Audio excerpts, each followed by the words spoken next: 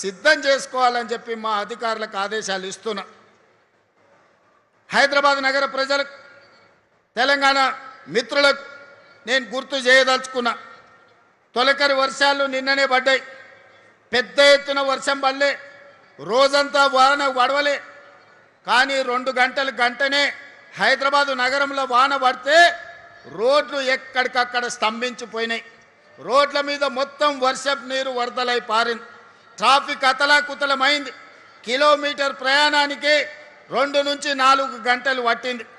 అంతర్జాతీయ నగరం అని గొప్పలు చెప్పుకుంటే సరిపోదు. అంతర్జాతీయ ప్రమాణాలతోని మౌలిక వసతులను అభివృద్ధి చేసుకోవాలి.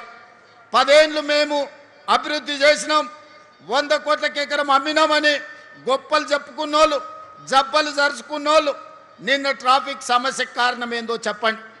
రోడ్ల మీద మొత్తం వరద పారుతుంటే దానికి ఎవరి బాధ్యత అని నేను ఈరోజు అడుగుతున్నా.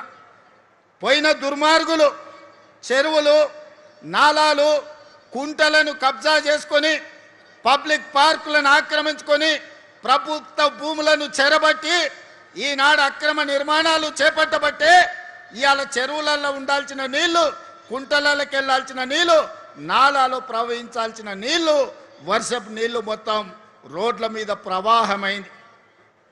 చెరువుల్లో ఉండాల్సిన నీళ్లు మన కాలనీలకు, మన బస్తీలకు వచ్చినాయి. మన రోడ్ల మీద వరదై పారింది. అందుకే నిన్న గంటల కొద్దీ ట్రాఫిక్ జామ్ అయింది. మరి దీన్ని పరిష్కరించుకోవాల్సిన బాధ్యత మన మీద ఉన్నదా లేదా ఒక్కసారి ఆలోచన చేయండి. ఇవన్నీ ముందస్తుగా ఆలోచన చేసి ఈనాడు చెరువులు ఆక్రమించుకున్నా, కుంటలను ఆక్రమించుకున్నా, నాలాలను ఆక్రమించుకున్నా, ప్రభుత్వ పార్కులను చెరబట్టినా ఈరోజు నిర్దాక్షిణ్యంగా ఆ అక్రమ కట్టడాలను తొలగించుకుంటూ వాటిని పునరుద్ధరించుకుంటూ వెళ్తున్నాం. ఇవాళ తెలంగాణ ప్రజలు, ముఖ్యంగా నగరానికి సంబంధించిన పెద్దలు ఆలోచన చేయండి. 1 ఇంచు కానీ, 1 గుంట కానీ, నేను కానీ, మా భట్టి గారు కానీ, మా శ్రీధర్ బాబు గారు కానీ, మేమెవరమైనా 1 ఇంచు భూమి అయినా మేము తీసుకున్నామా?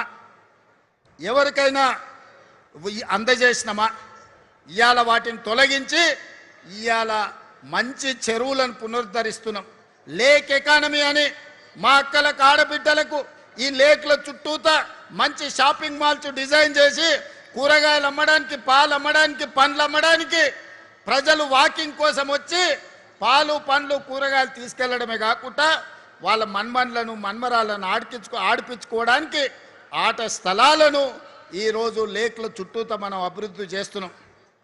రాజేంద్ర నగర్లో బుమరక్ దౌలా అని నిజాం సర్కార్లో ఉన్న గొప్ప చెరువును ఆక్రమించుకుంటే ఆక్రమణలు తొలగించి ఈరోజు పునరుద్ధరించడం. ఈ ప్రాంత యువకులు రాజేంద్ర నగర్ వైపు పోయినప్పుడు బుమరక్ దౌలా చెరువు ఎట్లా అభివృద్ధి చెందిందో చూడండి. కుక్కట్పల్లిలో నల్ల చెరువు చూడండి, హైటెక్ సిటీ దగ్గర తుమ్మిడికుంట చూడండి, లేకపోతే సున్నం చెరువును చూడండి. అంతెందుకు మా హనుమంతన్న 50 ఏళ్ళు కొట్లాడిండు బతుకమ్మ కుంట ఆక్రమణలు తొలగించమని. ఇవాళ అంబర్పేటలో ఉన్న బతుకమ్మ కుంటకు పోయి చూడండి అక్కల్లారా, దాని పేరే బతుకమ్మ కుంట. వెనకటికి ఆడబిడ్డలు బతుకమ్మ ఆడి బతుకమ్మల్ని ఆ కుంటలో వదిలేటోళ్ళు. బీఆర్ఎస్ నాయకులు అంబర్పేట ఇన్ఛార్జ్ ఎట్ల సుధాకర్ రెడ్డి అని ఆ బతుకమ్మ కుంట 15 ఎకరాలు కబ్జా పెట్టుకొని కేసీఆర్ వచ్చినప్పుడు హెలికాప్టర్లో గులాబీ పూలు జల్లిండని ఆ 15 ఎకరాల బతుకమ్మ కుంట ఆ ఎడ్ల సుధాకర్ అన్నట్టు ఆయనకు రాసిచ్చిండు. వాళ్ళ తాత జాగీరా రాసి అని కానీ నేను అడుగుతున్నా. ఆడబిడ్డలు బతుకమ్మలు ఆడుకొని బతుకమ్మలు వదిలే బతుకమ్మ కుంటను దుర్మార్గులు చెరబడితే ఈనాడు నిర్దాక్షిణ్యంగా ఆ అక్రమార్కుల పని బట్టి ఈనాడు బతుకమ్మ కుంటను పునరుద్ధరించడం.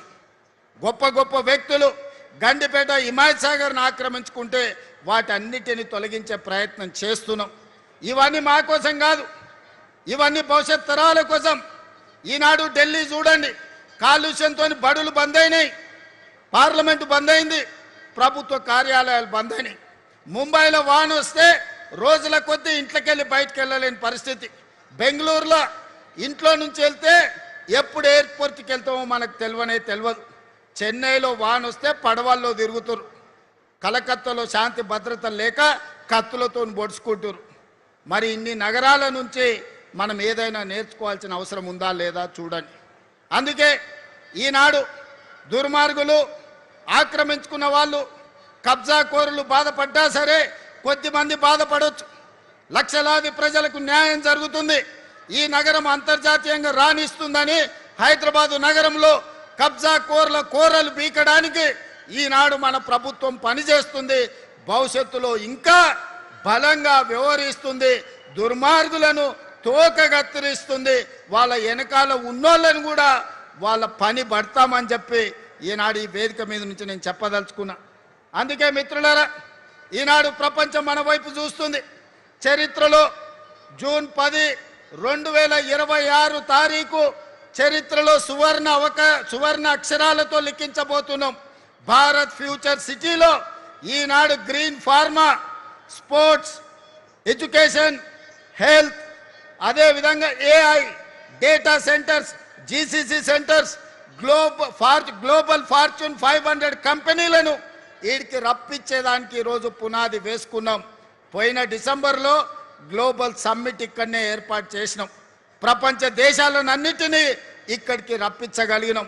మళ్ళీ డిసెంబర్లో గ్లోబల్ సమ్మిట్ను మా శ్రీధర్ బాబు గారి నేతృత్వంలో అద్భుతంగా నిర్వహించి ఇక్కడికి ప్రపంచ దేశాలను రప్పించడమే కాదు, వాళ్ళ పెట్టుబడులను ఆకర్షించి మన స్కిల్స్ యూనివర్సిటీలో మన ATCలలో చదువుకున్న వాళ్ళకు లక్షలాది మందికి ఉద్యోగ ఉపాధి అవకాశాలు కల్పిస్తాం. అందుకే మిత్రులారా, ఈనాడు మీరందరూ KLR గారి నేతృత్వంలో ఫ్యూచర్ సిటీ డెవలప్మెంట్ అథారిటీలో మీ గ్రామాలను కలపాలని మీరు ముందుకు వచ్చిండ్రు. మీరు తీర్మానాలు చేసిండ్రు. మా కసిరెడ్డి నారాయణ రెడ్డి కల్వకుర్తి ఎమ్మెల్యే గారు కూడా కొన్ని ప్రతిపాదనలు తెచ్చిండు. ఇవాళ సూచన ప్రాయంగా కొన్ని గ్రామాలను ఫ్యూచర్ సిటీలో కలిపినాం. భవిష్యత్తులో కార్యాలయం ఇక్కడనే ఉంటుంది. గ్రామాల వారీగా చర్చలు చేసి వాళ్ళందరినీ కూడా ఫ్యూచర్ సిటీలో కలుపుతుంది ప్రభుత్వం. ఈ ఫ్యూచర్ సిటీనే దేశానికే కాదు ప్రపంచానికే ఒక గొప్ప నగరంగా రాణిస్తుందనడంలో ఎవరికి ఎలాంటి అనుమానాలు లేవు. అడ్డుపట్టునోళ్ళు అడ్డం పడ్డోళ్లను అడ్డంగా తొక్కుకుంటూ పోతారు ఈ ప్రాంత రైతాంగం, ఈ ప్రాంత ప్రజలు. ఈ నగరాన్ని వాళ్ళే కాపాడుకుంటారు, ఈ నగరాన్ని వాళ్ళే నిర్మించుకుంటారు. ఈ నగరాన్ని ప్రపంచానికి అంకితం చేసే యువత ఈ ప్రాంతంలో ఉన్నారు. వాళ్ళ మీద నాకు సంపూర్ణమైన విశ్వాసం ఉన్నది. ఈ నగరం భవిష్యత్తుకు ఒక దిక్సూచి. ఖచ్చితంగా ఈ నగరం విరాజిల్లుతుంది. హైదరాబాద్కి ఎంత గొప్ప పేరు వచ్చిందో పర్ల్స్ విషయంలో కావచ్చు, హైదరాబాదులో ఫ్రూట్స్ విషయంలో కావచ్చు. హైదరాబాద్ అంటే lakes and rock city. Bharat future city కూడా నెట్ జీరో సిటీగా, కాలుష్య రహితమైన నగరంగా, ప్రపంచంలోనే గొప్ప నగరంగా రాణిస్తుంది. తీర్చిదిద్దుతామని మీ అందరికీ తెలియజేస్తూ మీ అందరి దగ్గర సెలవు తీసుకుంటున్నా. వీలైనప్పుడల్లా వచ్చి ఫ్యూచర్ సిటీ కార్యాలయంలో నేను కూర్చుంటా. మా మంత్రి శ్రీధర్ బాబు గారు, మా బట్టి గారు వారానికి ఒక్కరోజు ఇక్కడికి వస్తారు, ఈడ కూర్చుంటారు. మీ సమస్యలు ఏమున్నా అడిగి తెలుసుకుంటారు, వాటిని పరిష్కరించే విధంగా ముందుకు వెళ్తారని తెలియజేస్తూ మీ అందరి దగ్గర సెలవు తీసుకుంటున్న. ధన్యవాదాలు మిత్రులు.